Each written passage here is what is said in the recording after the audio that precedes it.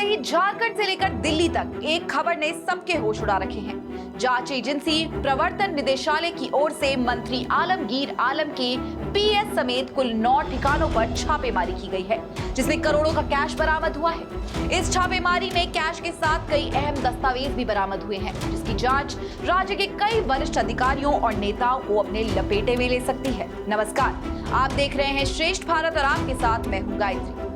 आपको बता दें कि ईडी ने सोमवार को जिस मामले में कार्रवाई शुरू की है, उसकी शुरुआत सिर्फ 10,000 रुपए घूस लेने से हुई थी। ईडी ने कार्रवाई चर्चित चीफ इंजीनियर वीरेंद्र राम से जुड़े मामले में की है। 10,000 रुपए की रिश्वत लेने से शुरू हुए इस मामले की परतें खंगाली जब गई तो बात करोड़ों तक पहुंच गई और अब तक जांच एजेंसी को करीब 28 करोड़ रुपए का कैश मिल चुका है।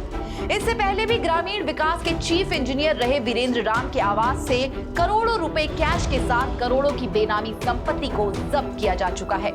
बताया जा रहा है कि 13 नवंबर 2019 को एसीबी यानी कि एंटी करप्शन ब्यूरो ने वीरेंद्र राम के साथ काम करने वाले जूनियर इंजीनियर सुरेंद्र प्रसाद वर्मा को एक ठेकेदार से 10,000 रुपए की रिश्वत लेते हुए पकड़ा। जेई की ओर से ठेकेदार से 1 लाख रुपए की रिश्वत की मांग की गई थी। जिस वक्त सुरेंद्र प्रसाद को पकड़ा गया था, वो जमशेदपुर में वीरेंद्र राम के मकान में ही रहता था।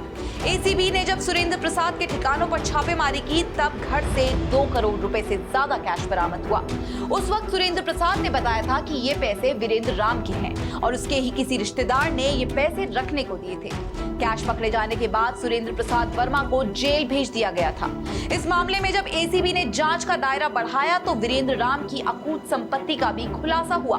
बताया जा रहा है दोस्तों कि पिछले साल के फरवरी महीने में भी ईडी ने चीफ इंजीनियर वीरेंद्र राम के 24 ठिकानों पर छापेमारी की थी।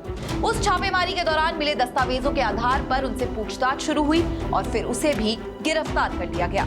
झारखंड के चीफ इंजीनियर के ठिकानों से 30 लाख रुपए कैश के अलावा 1.5 करोड़ रुपए के जेवरात भी मिले थे।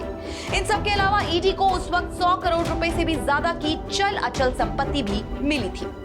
मूल रूप से बिहार के सीवान जिले के मैरवा के निवासी वीरेंद्र राम की ताकत का अंदाजा इसी बात से लगाया जा सकता है कि साल 2019 के विधानसभा चुनाव में वो अपनी पत्नी को बीजेपी के टिकट पर चुनाव लड़वाना चाहते थे, लेकिन तब ऐसा हो न सका।